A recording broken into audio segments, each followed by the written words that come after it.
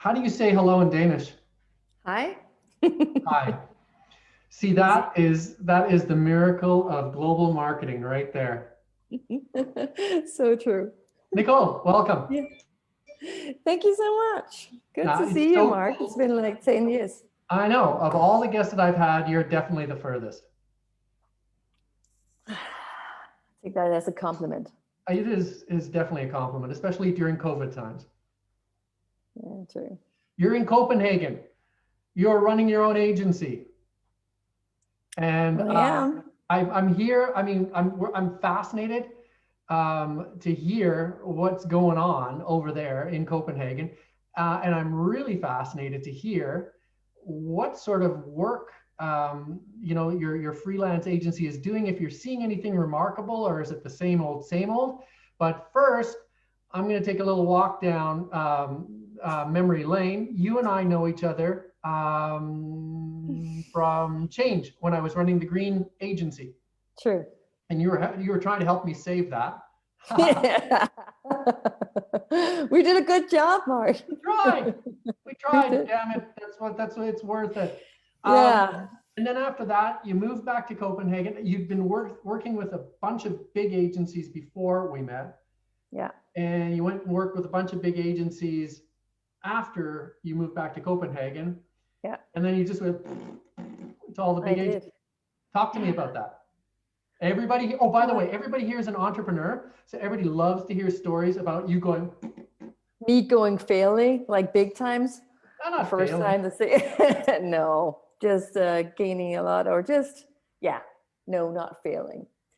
Well, yeah, I mean, 10 years ago, we went back, had two kids, still have 19 and 16 now, and just making that big decision, should we stay in Vancouver and have our kids to become Canadian and use the words as a boat and whatnot. Can't even do that anymore. It was a huge, just a huge decision to say, are we staying or not? And I wanted to go home. Mhm. So we did. And it was interesting to see that coming back as an advertising person and as a woman, um, everyone back in Copenhagen were very interested in what I could do. One, I It was the spoke Canadian very, accent. It was your accent.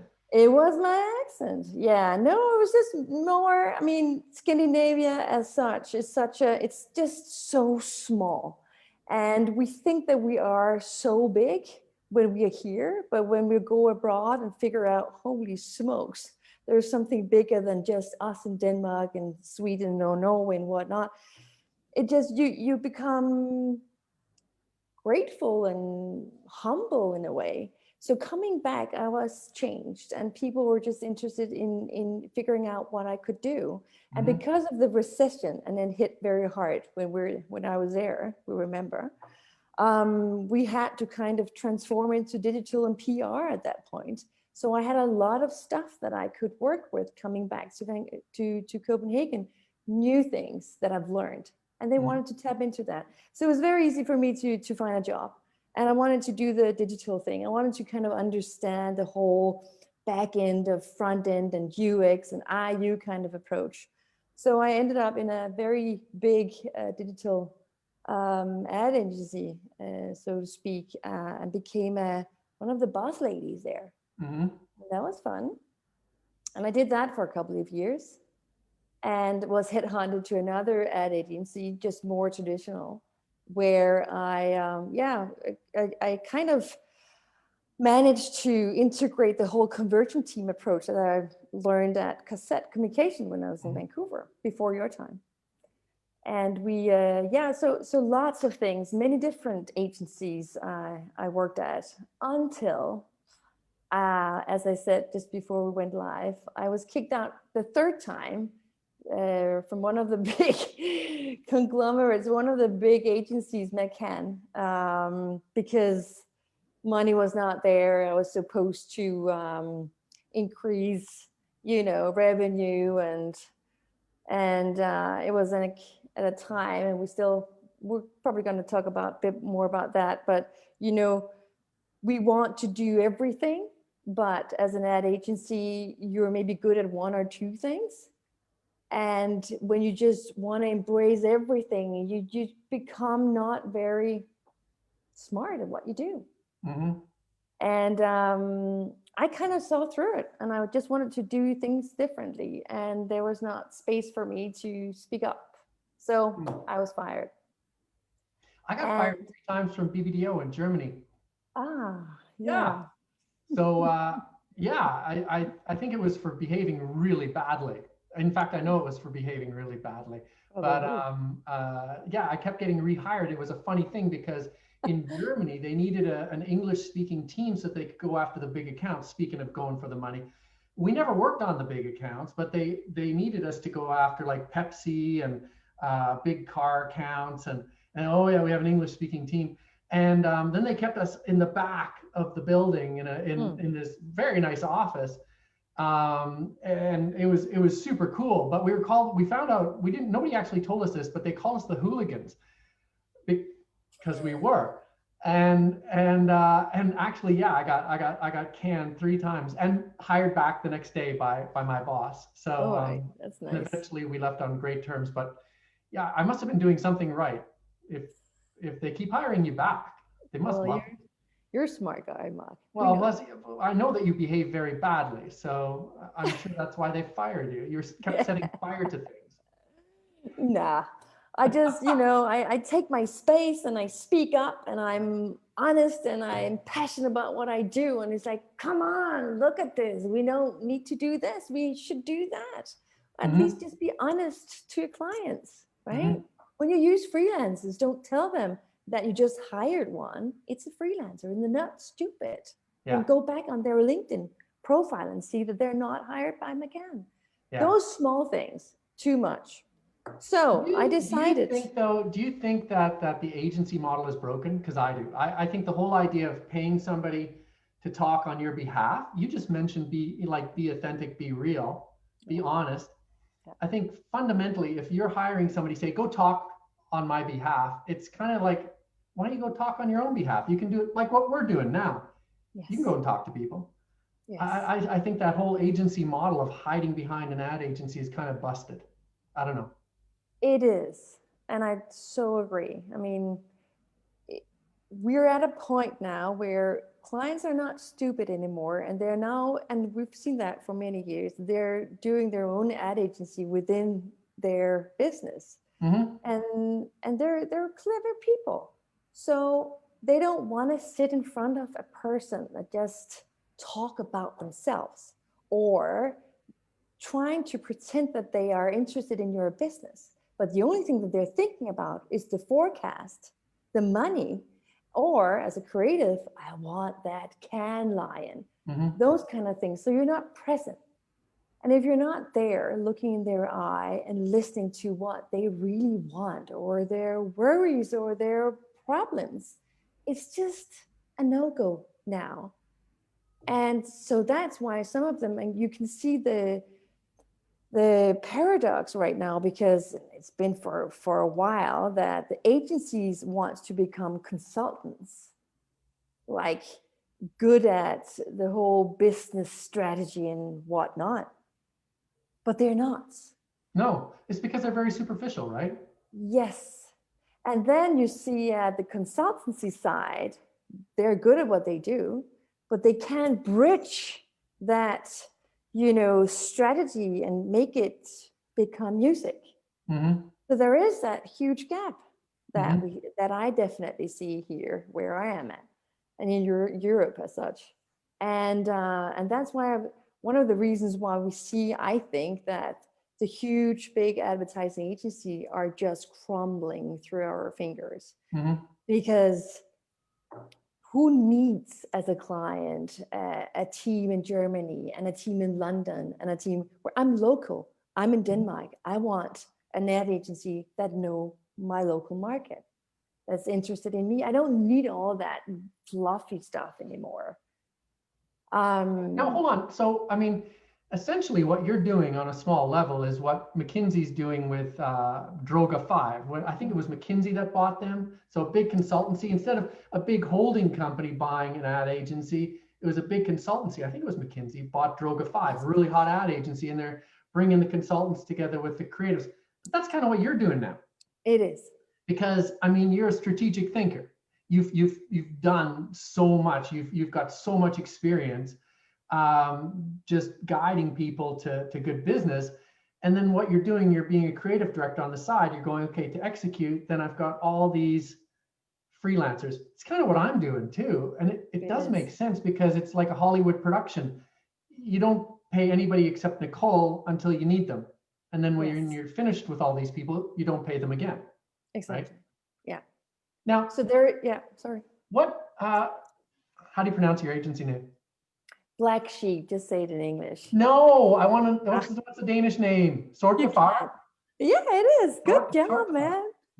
Sorte Far. Sorte Far. What? Look like that. It's got these little circles on top of the A. I don't know what that is. Yeah, that's a O. That's a O. Yeah, you can't. Yeah. Sorte Far. Yeah, almost. I feel very local now. Yeah, I know. And I can say Sorte Far. So you started this up, and the freelancers that you've brought aboard, who's getting hired the most? What do you the most? The creative, strategic thinking guys, and the copywriters, actually. Really? Super not what I was expecting. Oh, really? I thought it was going to be all digital guys. Nope. Because what they want is something with purpose. And to go back and find their DNA, because they lost it. So many clients that I work with right now, they have lost it in the, oh yeah, let's do this, let's do that, and whatnot. And after 5 years, they just forgot their own DNA. So going back to the root and figuring out who am I and what is the story that I want to convey to others. So the strategic thinking guy, it could be like a creative conceptual, but usually it's like the good writer that understands the business and can listen. And then through a very close collaboration with the client, 2 or 3 days, not 2 months as the big agencies use, you sit with the client and you pick their brains and you just feel it.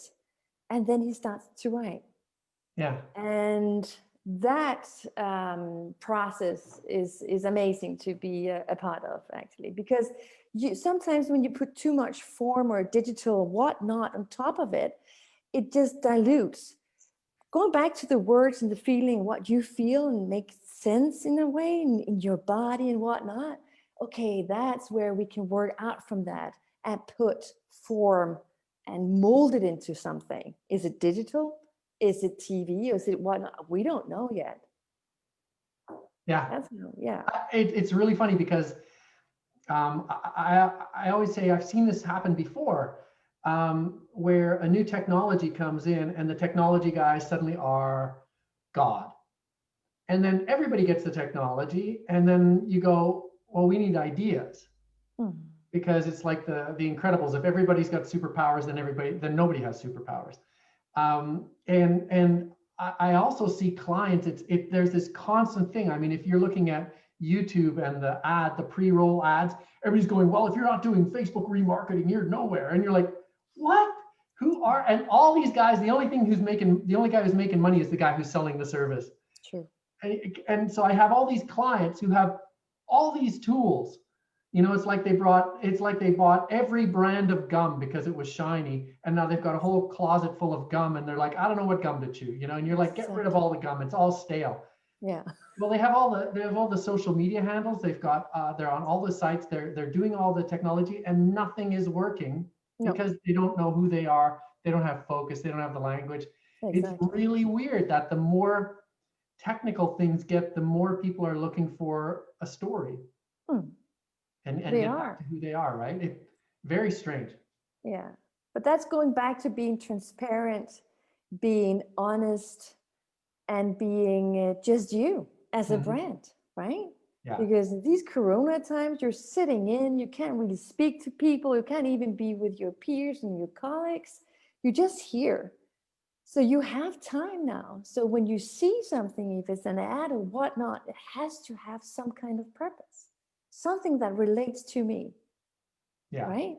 Now, COVID, a whole bunch of stuff is being turned upside down here. So you've got, traditional industry, airline industry, hospitality industry just dying. You've Yeah. got Amazon hiring hundreds of thousands of people, the whole Yeah. digital online purchasing model going through the roof. I'm curious, is there anything in Denmark that you're seeing where you're going, oh, there's something really interesting happening here? Is there? Yeah, absolutely. That's actually funny because you guys had that when I was living in Vancouver. It was very rare. It's I don't know in English what the word is. So you order your groceries online, and Mm-hmm. then a van come and drop it off at your door. Yeah. That's new to us. Really? It is. So Wow. it kind of started up like 3 years ago with this, they called nemlig.com. It's like, of course.com, kind of, right? It's easy. You purchase online, will be dropped to your door at your door at a specific time. It's awesome. But we were, as Danish people, very new to us, we were like hesitant. Am I then sure that I'm getting the right chicken or the right milk, or what if they or whatnot? So they worked up. We saw them more and more, and these, like, there are smaller companies doing the same thing, but these guys that I'm talking about, they're the big ones. And this year, they have increased their revenue with 65%. They are cashing in like crazy because everyone is staying at home. So we're not going out to our grocery stores anymore. We order online. You know what's wild That's about that is I talked about this in an episode a little while ago where when I was in Hong Kong, we used to sell Rado watches, the watch with a little curved top on it. And we yeah. sold them to mainland China. And we couldn't introduce the one with the battery in it because they couldn't figure it out. So we had to start them on the winding watch, the hand winding. And then we got them on the watch that wound when you just wore it. And then we could bring them the battery watch because you assume that everybody has the same thing, but they don't. And I'm thinking for entrepreneurs in this group, there's a lot of stuff that we take for granted, but it certainly, when COVID's done, or even online, it certainly doesn't hurt to look around at what the rest of the world is doing, whether they're doing something that we could use here. And I mean, why not steal an idea? Or if you're doing something here and everybody's doing it, why not check and see other countries? Are they doing it? You don't need a different innovation model. You need a different market. And the whole world is your market, right? Oh, yeah. So true. I totally agree. I had the idea when I came back to Denmark because I wanted to, why not see if I could somewhere buy on a local market or a farmer's market here in Copenhagen, outside Copenhagen, nice, tomatoes and cucumbers and whatnot, and then sell that through online and people could order and then make that purchase with vegetables. But it was too much and too difficult and just, scrapped it. And then these guys came along and holy smokes. Well, I know guys who were doing it. They started Spud in Vancouver, small sustainable produce. Yes, that's where I got the idea. They started that, and then they died, and the company got bought out by a bigger company. But the guys who started it, I know the guys who started it, they're total entrepreneurs. They could have just taken everything they learned and all the mistakes they made and just take them to Europe and do the same thing there. And I'm sure there's a ton of markets where you could still do that kind of idea. That's a very, very cool lesson. So what can we take away from you? What sort of stuff are you doing that's not being done anywhere else? I mean, apart from wearing scarves and riding bicycles where you sit upright. And you look really groovy, and all the guys are kind of girly and all the girls kind of run the show. That's funny. I don't know.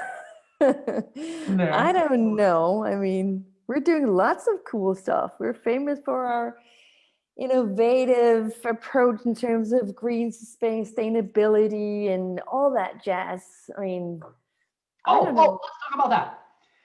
Because right now, I don't know if you heard, but there was a president called Trump, and He's still there, as I know. And now Joe Biden's coming in. He's going to reconfirm the whole climate thing. If you are an entrepreneur in Europe, and I know in Europe it's so far ahead, if you were an entrepreneur in Europe and you want to go break into North America with a new product, what would it be? What do you think? Is there one? Solar panels, windmills, or just recycling kind of processes, that lean process that they are developing here. Really? Yeah, absolutely. Oh, Through so glass, that's something through worth checking into. composting, there are so many ways you can, yeah, yeah. And I think there's also a psychology there for anyone who's a marketer. The whole idea of selling green over there, I think is much Mhm. more, it's in the person. I think it's more because I think as people live closer, they go, I can't just throw my garbage away because there is no away, right? Don't Exactly. get along. It starts from when you are in high school, even like as a kid, 3 years old, you get schooled in the way that you act in nature, in society. Every time you litter, it's not like, oh, you get a fine. It's like, remember, if you do it and no one catch you, or you do something wrong and it's not good, but whatever, no one will find out. But every time, everyone will think that way and they do it. Mhm. Look at look at the sideboard everywhere. There will be garbage everywhere. Will that be good for you? No, not really. That kind of approach to just saying you have a choice, even as Mhm. a 3-year-old. So, and there are lots of programs and whatnot. Also at ad agencies, we have every year, 1 week per year, we have a theme where we have like being better, doing being nicer to the nature, or how can we do this better in terms of reusing paper and whatnot. Really taking it seriously, really.